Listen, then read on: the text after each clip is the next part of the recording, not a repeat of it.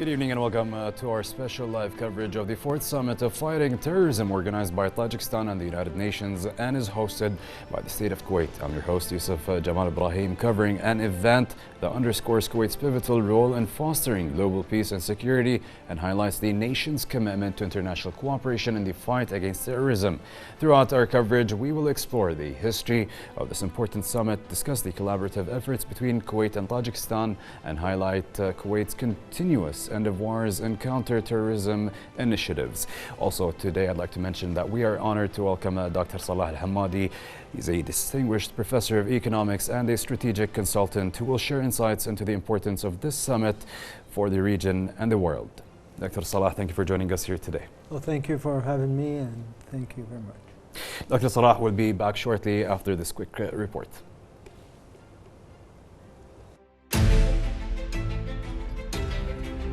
With a huge international participation, the state of Kuwait hosts the 4th Senior Level Dushanbe Conference on boosting global cooperation in fighting terrorism and developing flexible mechanisms for border security.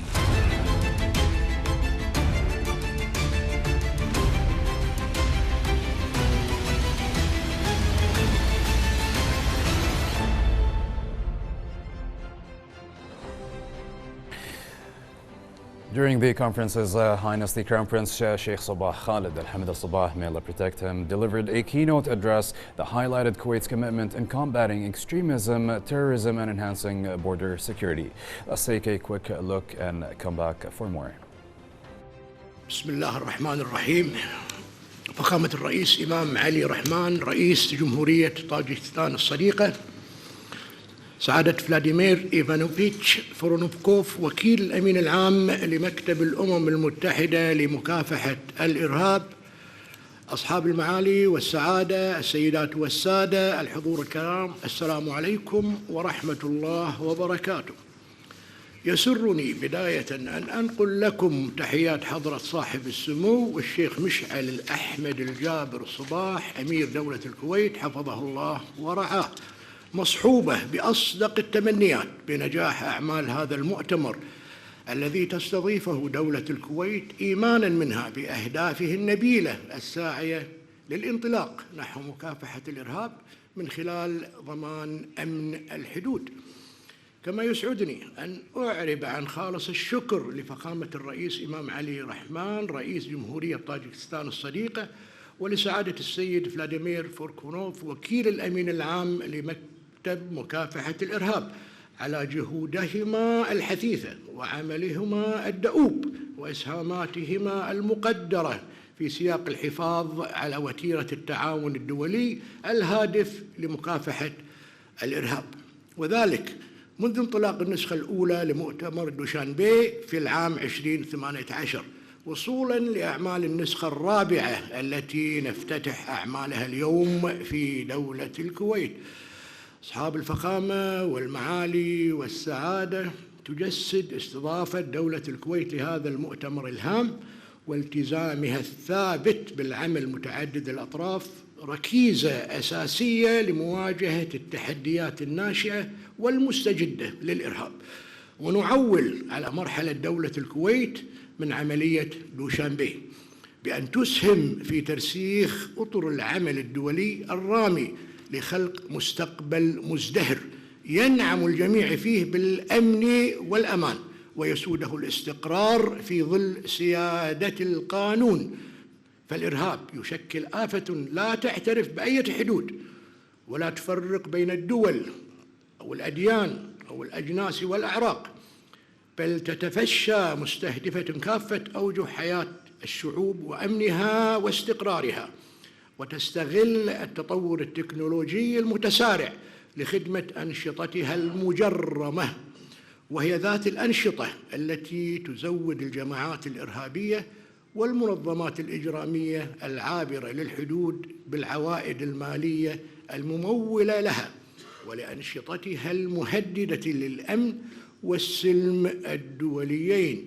ولذلك فإنه من المهم أن نسترشد بما أقره واعتمده قادة الدول الأعضاء في الأمم المتحدة في انطلاق أعمال الدورة 79 للجمعية العامة في شهر سبتمبر الماضي، والذي ورد في ميثاق المستقبل، حيث أن هذه الوثيقة تمثل خارطة طريق واقعية مبنية على أسس وتجارب قيمة لا بد أن نسخرها لخدمة هدفنا الأسمى، وهو دحض آفة الإرهاب بكل أشكاله. ففي الوقت الذي تزداد فيه الاختلافات والتوجهات السياسية والاقتصادية والاجتماعية، لا بد أن نحافظ على تكاتفنا مجتمعاً دولياً واحداً في مواجهة هذه الآفة بشكل استراتيجي ومؤسسي. كما يستوجب علينا دائماً أن نعيد التأكيد على أن كل من الإرهاب والتطرف العنيف الذي يقود إليه ليس لهما أي ارتباط أو اتصال بأي دين أو حضارة أو جماعة عرقية. أصحاب الفخامة والمعالي والسعادة، لا يمكننا أن نشدد ونؤكد كفاية بأن صون مكانة القانون الدولي وتعزيز حمايته، بما في ذلك القانون الدولي الإنساني والقانون الدولي لحقوق الإنسان، الركيزة واللبنة الأساسية لمكافحة الإرهاب والتطرف العنيف، وأنه إذا أردنا أن نقضي على هذه الآفة فيجب أن يكون التوجه مؤسسياً، حيث أن الجهود الوطنية يجب أن تكون منبثقة عن نهج يشمل الحكومة بكل أذرعها ككتلة واحدة والمجتمع المدني بأسره. ولا بد أن نسلط الضوء على سوء استخدام التكنولوجيا الجديدة والتي باتت تستقل الأقراض الإرهابية. ومن هذا المنطلق فإن الجهود الوطنية والثنائية والإقليمية والدولية لا بد أن تأتي مكملة لبعضها البعض، حيث أن الدور الفاعل للدول الأعضاء في الأمم المتحدة نوع تعزيز مسألة تنسيق الجهود المبذولة من قبل الأمم المتحدة في هذا المجال، والانخراط الإيجابي والبناء نحو تقوية التعاون بين الأمم المتحدة والمنظمات الإقليمية ودون الإقليمية ذات الصلة، لهما أثر رئيسي في إحراز النتائج المرجوة. في هذا السياق يجب أن تتكامل كافة جهودنا لمكافحة الجريمة المنظمة العابرة للحدود الوطنية، فهي بؤرة تتدفق من خلالها الأموال غير المشروعة، مما يقوض الاستقرار ويؤثر سلباً على الأمن والسلم الإقليميين والدوليين، حيث أن عدم الاستقرار يعد أحد أهم عناصر تفشي آفة الإرهاب. كما لا يفوتنا أن نسلط الضوء على ما أصبحنا نشهده من خلال ما يعرف بإرهاب الدولة، ولكي نكون ممنهجين وبرغماتيين في مكافحة الإرهاب، فإن هناك ضرورة ملحة للتوصل إلى تعريف للإرهاب بكل أشكاله، وأن يكون هذا التعريف متوافقاً عليه ومقبولاً من قبل الجميع، سعياً إلى توحيد الجهود المبذولة وتقويتها. أصحاب الفخامة والمعالي والسعادة، تؤكد دولة الكويت على الدور المحوري لكل من برنامج الأمم المتحدة لمكافحة الإرهاب ومركز الأمم المتحدة لمكافحة الإرهاب فيما يتعلق بأمن الحدود وإدارتها، حيث أنهما يوفران الخبرات الفنية اللازمة للدول الأعضاء والهيئات الإقليمية. بقيت تطوير استراتيجيات شاملة لأمن الحدود تندمج فيها تدابير مكافحة الإرهاب، علماً بأن هذا المبدأ الشمولي التكاملي من شأنه أن يخلق تجاوباً أفضل لمواجهة التحديات والتهديدات الناشئة عند المناطق الحدودية. في هذا الصدد تأتي أهمية أمن الحدود ركيزة أساسية للحفاظ على استقرار الدول والذود عن شعوبها من تهديدات الإرهاب، ممثلة بأنشطتها التي تشمل تهريب الأسلحة والمخدرات والأفراد والاتجار بالبشر. ونأمل في أن تكون مضامين الوثيقة الختامية لأعمال هذا المؤتمر المعنونة بإعلان الكويت علامة فارقة في مسيرة التعاون الدولي لمكافحة الإرهاب من خلال بناء آليات مرنة لأمن الحدود. وفي هذا السياق أجدد التزام دولة الكويت بما نص عليه بروتوكول المبادلة الأمني للعام 2008، وذلك انطلاقا من حرصها على مكافحة أنشطة الجماعات الإرهابية والإجرامية العابرة للحدود الوطنية في المناطق البحرية الحدودية غير المرسمة مع جمهورية العراق. ونجدد في الوقت ذاته دعوتنا لأشقائنا في جمهورية العراق باستئناف العمل بما نص عليه بروتوكول المبادلة الأمني، كون مكافحة الإرهاب هدفا نجمع كافة على ضرورة تحقيقه. وفي الختام نود أن نعرب عن تطلعنا لعقد المؤتمر رفيع المستوى لأمن الحدود وإدارته في شهر يونيو من عام 2026، وهو المؤتمر المعني بمراجعة تنفيذ نتائج مرحلة دولة الكويت من عملية دوشانبي. ونجدد التأكيد على موقف دولة الكويت الثابت في دعم الجهود الدولية الرامية إلى مكافحة الإرهاب ومعالجة مسبباته وإرساء دعائم الأمن والسلم الدوليين من خلال التنسيق والتعاون الوثيقين مع منظمة الأمم المتحدة وسائر المنظمات الإقليمية ذات الصلة. كما نتوجه بالشكر والتقدير لكافة القائمين على هذا المؤتمر وسائر المساهمين في نجاح تنظيمه، متمنين للجميع طيب الإقامة بدولة الكويت. والسلام عليكم ورحمة الله وبركاته.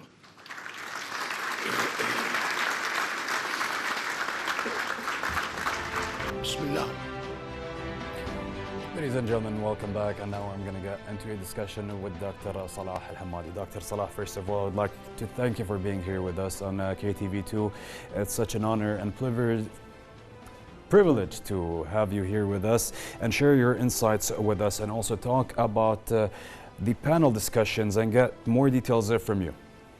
Okay, well, today is the summit is talking about the counter-terrorism. Correct. That started in Dushanbe, Tajikistan, back in 2018, and then they had it in 2019. They stopped, of course, for the corona, and then resumed in 2022, and the fourth one that happens now in Kuwait today.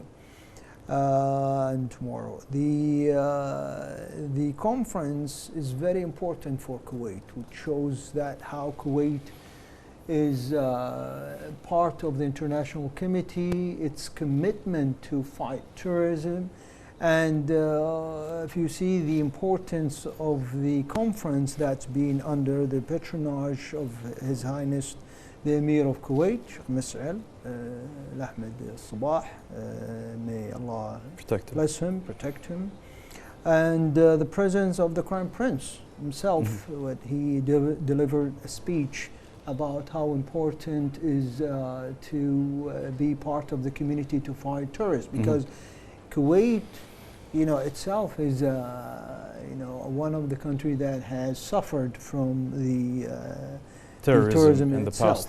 Correct. Yes. Dr. Salah, let me ask you this. So this is the fourth time that the summit has been done regionally, especially by Tajikistan. Why Kuwait, especially this time? Well, Kuwait is, if you think of it, the position of Kuwait internationally is very important. It's played a key role in the Middle East. Kuwait itself,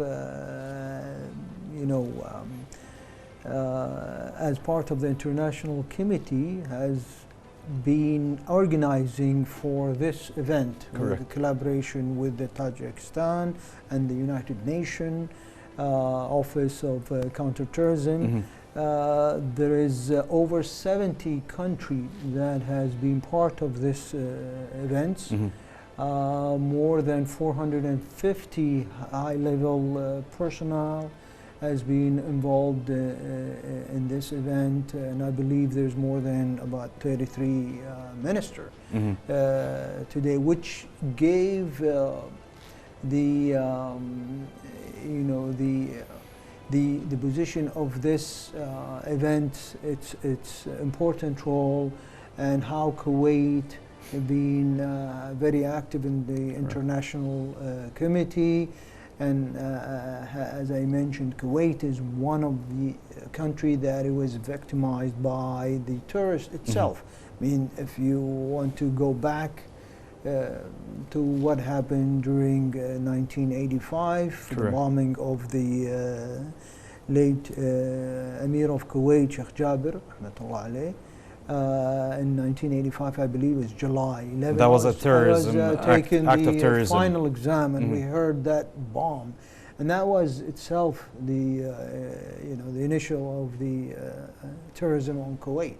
Then, later on, if you look at what happened during the hijack of correct. Kuwait has also witnessed some terrorist acts, but Kuwait was always capable of fending these acts away from it, and that's why the world is eyeing Kuwait as the center of countering terrorism. Dr. Salah, before we get into more details, I would like to also know what are the outcomes that are expected, especially from this summit? Well, the summit will have a declaration, Kuwait declaration on the counterterrorism, which could be used as a framework. To be honest, I mean, what is the definition of terrorism? Could be so many things. Exactly. How can we define it? The way we define tourism here in Kuwait or in the Middle East is different than the way you define it in different countries. Correct. What happened in Gaza? Is this considered tourism? To us, definitely it is tourism. Killing, children, Civilians women, civilians in the name of the self-defense. That's tourism. So the word of tourism nowadays, it's being manipulated by having conferences like this. Will touch on how can we define Yes. Also, terrorism could be through technology, not just an act of violence. Is that correct? Exactly. Countries could be terrorized through their digital entrances, saying whether it's hospitals, banks. Nowadays is more than. So terrorism, it's not just defined by killing someone, because a country can be terrorizing another country by ruining its economic system. Correct. Through the cybersecurity nowadays, because terrorism now, it has a new technology, a new way of being terrorized through drugs. Correct. You can definitely ruin the people of the country, and this, you don't need to go into war or even do any killing, anything that violates humans. So that's what the conference will touch on and put a definition, hopefully, on the word of tourism. So I want to take a step back and talk about His Highness the Crown Prince. He stressed the importance of unifying global efforts to address terrorism. As we spoke, that terrorism is not just unified to one word. Terrorism could be defined in many things, but also, again, unified under a certain umbrella. Dr. Salah, how does Kuwait hosting of the summit highlight its dedication, especially in promoting peace and security? Yeah, well, as the Crown Prince was saying, to unified the word of fighting terrorism. We don't have to pick and choose how can we find it. So they are putting the framework on, as I said, there is a different concept of tourism. Correct. There is, the killing definition. There is the technology definition of it, which is, and there is even the economic side of it, where you ruin the economy of a certain country or an institution as well. So the Crown Prince was talking about unifying. Let's stand against terrorism, because terrorism itself it's not a person that you fight. It's, as I say, it changes. It's just like a virus. Correct. You can change, fight just a virus by itself, because it can. I mean, look what happened during Corona time. Every time they have a medicine for coronavirus, there is a new implemented H1N1, whatever, Correct. a new corona, as they say, virus. So that's the tourist itself. Correct, Dr. Salah. Let's also go to a broader scale. Let's talk about countries' borders, especially neighboring countries. How can they enhance their collaboration to better address cross-border terrorism, let's say? Well, the border, it's, that's what you need to protect the border. So by neighboring country, they can involve in sharing intelligence. Correct. Information. This intelligent information is like what happened now in between, for example, Kuwait and Saudi Arabia. They're exchanging information. Intelligence between the GCC because that countries. will protect, of course, under the GCC committee. And these protect them by exchanging information. If some information you have, I don't have, exchanging that, we can mitigate the terrorist act. By having training between the two nations. Sometimes you have asset, I don't have it. Correct. So sharing the asset between the two nations, doing surveillance, both protecting the two borders. Under the GCC, I mean, if we are talking about, for example, Kuwait here, there is always collaborating between the GCC countries. It's under the committee itself, and it's been working well by protecting the nations from any and our neighboring countries as well. And it's always been working, and we are proud to say that our rulers, may God protect them, have always made sure that the protection of one is a protection for everyone. Dr. Salah, we're going to take a quick look at the following report and get back to more questions. Ladies and gentlemen, let's shift gears and take a closer look at Kuwait's extensive efforts and initiatives in combating terrorism, both regionally and internationally. As we know, Kuwait has consistently shown a dedication to countering extremism and supporting frameworks that promote security. Here's more. The state of Kuwait has always been a pioneer and leader in combating terrorism. It is constantly striving to establish peace among the countries of the world. One of its most important activities was seeking to support security in countries of the world targeted by terrorism. Kuwait has sought in several international forums to effectively confront this phenomenon and its devastating consequences in accordance with international regulations, and called on the international community to cooperate to eliminate terrorism. The state of Kuwait has given combating terrorism top priority, and this was due to its effective contribution in all international and regional forums. It has also made great efforts in the regard at the legislative, judicial, and executive levels, and it has issued many regulations and instructions and taken several urgent and ongoing measures and procedures to criminalize terrorism and its financing. Moreover, it has urged the international community to confront terrorism and stood with all peace-loving countries in fighting it and working to eliminate it and uproot it. Adding that it has adopted comprehensive action within the framework of international legitimacy and ensures the elimination of terrorism, protects the lives of innocent people, and preserves the security and stability.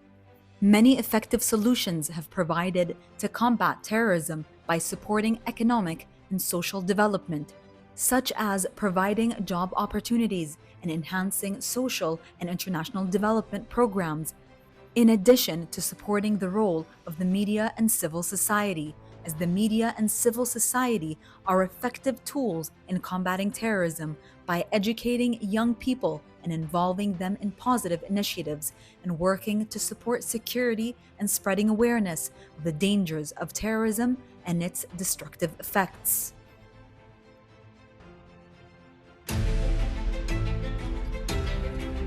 With a huge international participation,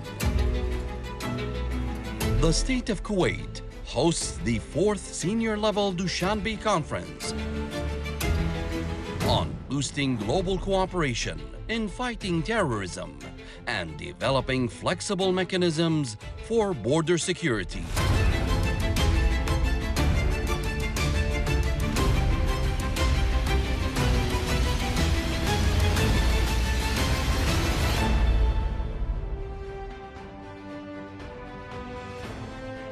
Ladies and gentlemen, we're back on our live coverage covering the 4th Summit on Fighting Terrorism hosted by the state of Kuwait. And now we're going to get back to Dr. Salah to get to know more about economy. Dr. Salah, let's take a couple of steps backward. As we know, you're an economic specialist and analyst. Let's discuss a little bit about economics and terrorism. Could it be related, or could one affect the other? Yeah, definitely. I mean, as we mentioned earlier, the definition of terror has nothing just to deal with killing somebody, but you can definitely terrorize another company by ruining their economics. So, I mean, think of it even a smaller way. Like there is a fight between companies who's to be the best. So sometimes they get rumors to ruin their authenticity of the company. So in here, companies, I mean, between countries, they could be terrorizing their economics. It could be companies and countries as well, either way. Exactly. Look what happened in Venezuela, for example. Correct. Venezuela has oil. They are a very rich country, but because of terror is now one of the poor countries. Why? It's the result of being terrorized. Correct. You know, of course they have internal and external factors, but the way to ruin many incidents is the same. I don't want to name just a country, but look, there's a different country. They might have oil. They might have gold. Golds. They could have wheat any elements of we call factor of production. They could be top in factor of production, but the way it's being terrorized and the way it's being targeted, it makes it not well economically active. You know, their GDP could be affected. Of course, it's just like in an event. Like if you think how a company can,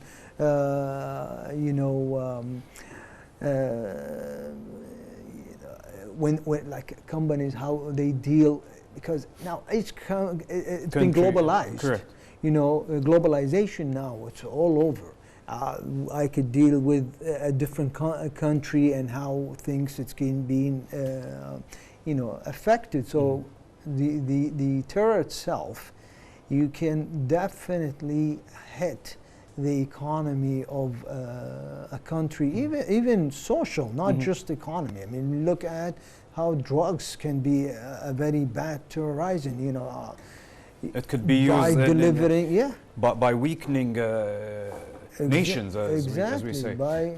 We had to take a few steps backwards just to take advantage of having an economist and share those insights and mention to everyone out there that terrorism could mean many things, not just by terrorizing a person or a country or a nation. Like I mentioned, like you have mentioned, Doctor, that economy could be affected as well, as we've seen in the past with wars going on. We have seen certain metals or gas and oil production being affected. But again, gas and oil production, they are a mediator. They have nothing to do with any of those. They stay away from any confusions. But the issue is they are commodity. They are wanted by everyone. Yeah, and they get affected by the events around the world. Correct. So if there is a war around, you see the fluctuation of prices, and that's normal because that's a business cycle. So you see any commodity, if there is any events that it's related to it, it get affected. For example, let's say orange. We're not talking about oil now. Orange. If there's a bad weather, it get affected because the export of orange got affected. It gets shortage. Strawberry. If it's not being, it's get affected because of whatever that we call that factor that. So we have what we call independent factor and dependent factor that gets affected by whatever is that incident. As to my understanding, also coffee beans were affected not too long ago, and coffee bean has been decreased globally. Is that correct? Well, the coffee, it's an international commodity, just like everybody wants it. Everyone agrees on it, and yes, everyone wants it. everybody wants to drink shouldn't coffee. be affected or terrorized by anyone. You know, you can drink coffee the way you drink it. Yes. In the Arab way, in the American style, or in European style, Each or nation anywhere. has Each adopted nation and has its own coffee, and it get affected because it's a hot commodity. So Correct. any commodity that very is wanted, important. Is it more important than gold these days? Yeah. It could be. Dr. Salah, let's get back to our topic. Let's talk about the productive partnership between Kuwait and Tajikistan. And in fighting terrorism, could you share more on the strategic importance of this alliance, and how does it align with both nations' security objectives? Well, if we look at the objective of both nations, Tajikistan itself, the location of it, it's very important to be addressed by terrorism. I mean, just think of who is the neighboring country around Tajikistan. So it has a well-trained program. Yes, it has a... Due to its geographic location. Of course. I mean, the way it's been collaborating with Kuwait, Kuwait has always worked together with Tajikistan to eliminate some of the tourist attack on Tajikistan. Because if you look at Tajikistan, it was one of the Soviet Union back in 1990, and then, you know, I believe the 14 nation that got separated, Kuwait has stepped in and worked together with Tajikistan to sort of build the border, because if you cannot control your border, then it will be an easy access to tourism. Correct. So both nations, you know, the Kuwait as a key player playing against terrorists, and Tajikistan again as its location and trying to fight terrorism. Both they have stepped up to work together to make a strategy against terrorism. As we also know that Kuwait has been the center of the world. It's always been the center of the world, especially lately. Kuwait has gotten attention from the world in so many different fields and aspects, and now it is gaining the trust of other nations on how to fight terrorism. And do we see Kuwait giving training to other nations on how to fight terrorism, in your opinion? Definitely, of course. Kuwait, as I said, it has touched on tourism, starting even before, and look at what happened during the invasion of Kuwait. Correct. That's by itself, it's a huge disaster for Kuwait. The whole country was lost, and every person in this earth has suffered from that terrorist act. And it's been mentioned in the United Nations Security Council, how terrorist is that act, and since then Kuwait has been building into fighting terrorism, and many I would say many school has been, and many model has been adopted to make a protocol for anti-terrorism. And Kuwait, through the workshop, through the panel discussion, they have export their expertise to the international committee. Doctor, before we take a report, I have a quick question I want to ask you, especially it has to do with the Kuwait Declaration.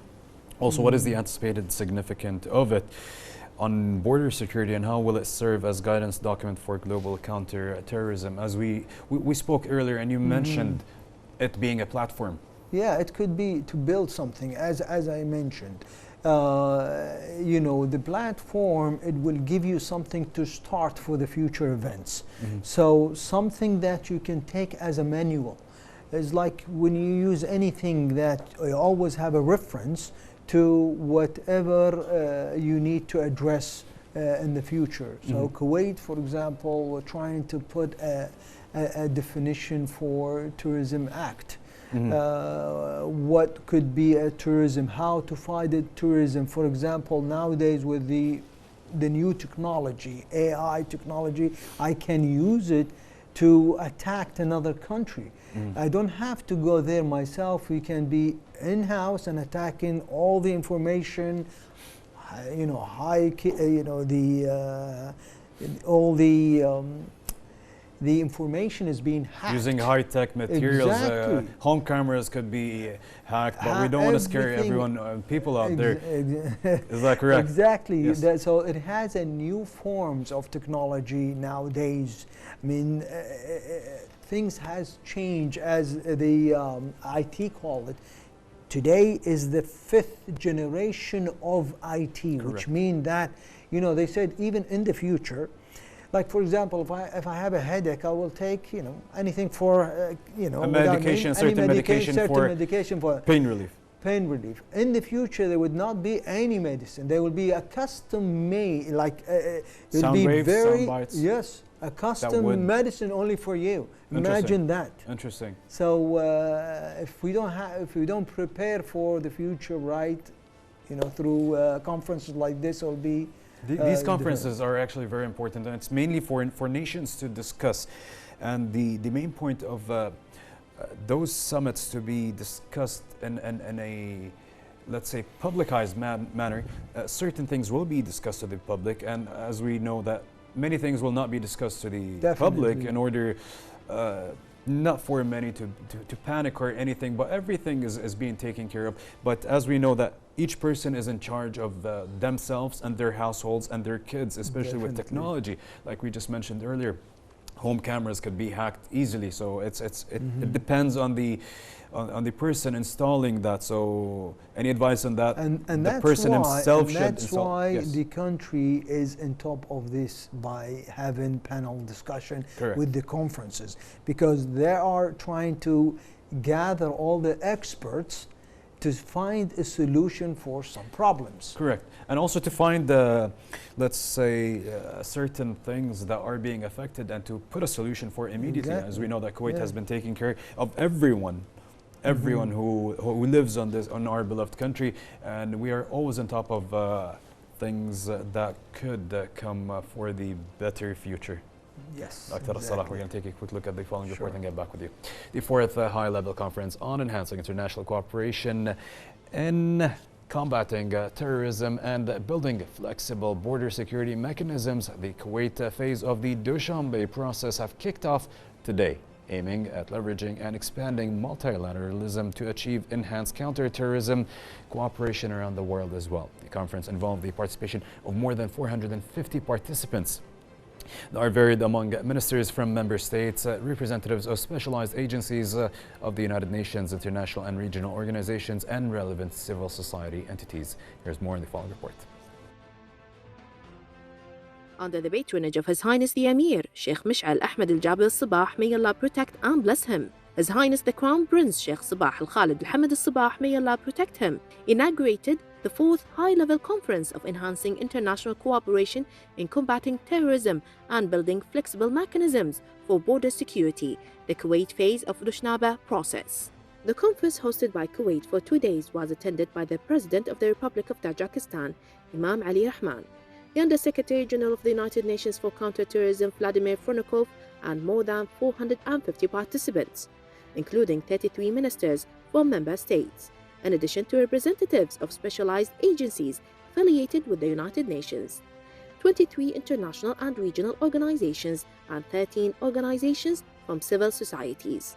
Very glad to participate today in the high-level conference on counter-terrorism and the protection of borders, the Dushanbe process. It's an extremely successful conference, and as a sign of this success is the high-level participation that we witnessed today from so many countries, so many regional and international organizations. The international community is aware of the importance of countering terrorism and protection of borders. We expect that this conference today between today and tomorrow, will come out with recommendations and conclusions that will definitely benefit both the region and the international community. We are witnessing a huge development in technology.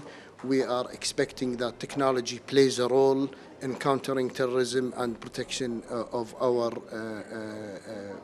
borders. Another sign of the success of this conference is what the state of Kuwait, under the leadership of His Highness the Emir Sheikh Mish'al Ahmed al-Jabr al-Sabah and His Royal Highness the Crown Prince Sheikh Sabah al-Khalid al-Hamid al-Sabah, Kuwait plays a major role and lays a great importance to this subject. The great participation of many countries and many organizations reflects the status and the credibility Kuwait maintains regionally and internationally. Kuwait historically has played a major role in mediation, in facilitating issues, in playing its part as a humanitarian country. So what we have witnessed today from this high-level participation is a true testament of the status of Kuwait regionally and internationally. The conference is considered a continuation of the Dushanbe process to combat terrorism and its financing, launched by Tajikistan in 2018, followed by previous international conferences held in the Tajik capital Dushanbe in 2018, 2019, and 2022. The conference represents a crucial stage to enhance regional and international cooperation on border security in combating terrorism and its financing. It also provides an opportunity to exchange experiences and visions in combating terrorism, discuss strategies gained from mutual challenges, and discuss ways to confront rising threats from extremism, as well as ways to enhance regional and international cooperation. The conference will conclude its agenda tomorrow with the adoption of Kuwait Declaration on Border Security and Management, which will reflect the decisions, opinions, and viewpoints of the participants and will serve as a guide chart for the efforts to combat terrorism and build capacity in the field of border security. The state of Kuwait is taking affirmative actions to ensure the security of the borders and the individuals by working with various entities. This is Maryam Nadwahi for the News Department. Joining us is Dr. Aid Al-Manna, a distinguished political analyst who will shed light on Kuwait's vital role in combating terrorism. In his statement, Dr. Al-Manna showcases Kuwait's efforts and commitment as represented by its hosting of today's conference. Let's listen to his insights on this critical issue. Countering terrorism is actually one of the most important efforts to create an environment of peace and stability and development. And that will not happen if there is no collective efforts to fight terrorism and impose peace without being threatened by this kind of organized groups to threaten the security of any nation. And therefore, His Highness Sheikh Sabah al-Khalid, the Crown Prince, representing His Highness the Emir Sheikh Mish'al Ahmed al-Jabr al-Sabah, talked to the conference held in Kuwait. That's all the nations must come together to fight terrorism. He said that the state of Kuwait is keen on battling terrorism in all its forms and contributing to regional and international efforts in this fields. That's actually what His Highness Crown Prince Sheikh Sabah al-Khalid said. And he said also that this conference should solidify the global framework aimed at creating fruitful and prosperous future for all nations, where the rule of law was supreme, regardless of race, religion, and gender, which means that the peace must be for all. The conference concentrate on the security of borders, and because of through the borders might be the non-citizen or those who actually organized by foreign powers come through to act against the security and stability of any nation.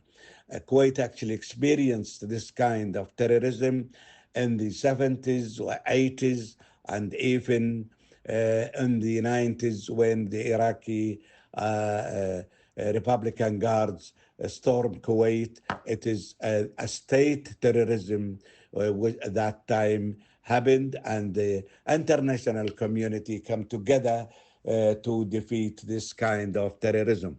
And that's what Kuwait called for. All the nations must cooperate together to fight terrorism and to create an environment of peace and prosperity for all nations. And also we have to counter the financing of these terrorist group, and that help all the nations to come together, also to give informations about these terrorist groups or individual also, and that's to keep all countries the peace and security of any country member. And therefore, I expect that the Kuwait Declaration will talk about how to consolidate the efforts to counter this kind of terrorism, whether it is state terrorism or grouping or group terrorism.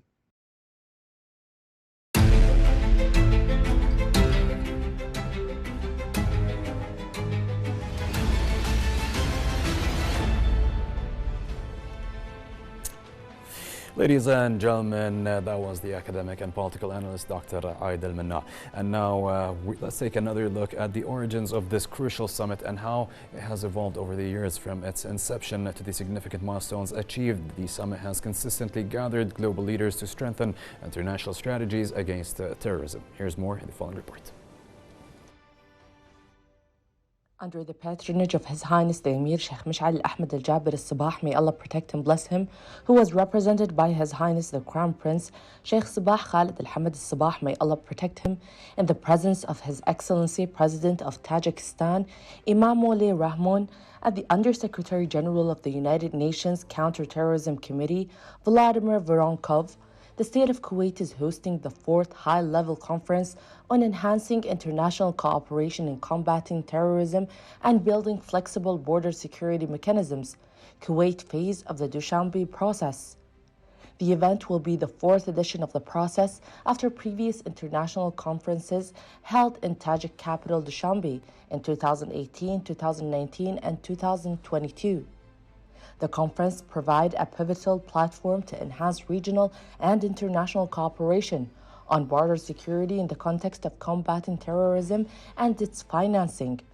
The conference will be attended by more than 450 participants, including 33 ministers and officials from 71 member states. In addition to representatives of UN entities, 23 international and regional organizations, and 13 civil society organizations, where they will have the opportunity to exchange experiences and lessons learned, discuss ways to confront emerging threats, and enhance regional and international cooperation in the field of combating terrorism. The conference will conclude on the 5th of this month with the adoption of Kuwait Declaration on Border Security and Management, which will reflect the discussions, opinions, and viewpoints of the participants, and will serve as a guiding document for efforts to combat terrorism and build capacity in the field of border security. This hosting comes from the state of Kuwait's keenness on its international and regional role in the field of fighting terrorism and its financing, and supports all international and regional efforts to eliminate this phenomena that negatively affects international and regional security.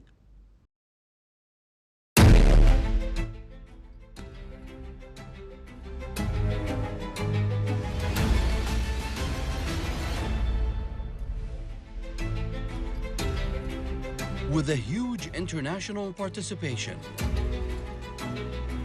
The state of Kuwait hosts the 4th Senior Level Dushanbe Conference on boosting global cooperation in fighting terrorism and developing flexible mechanisms for border security.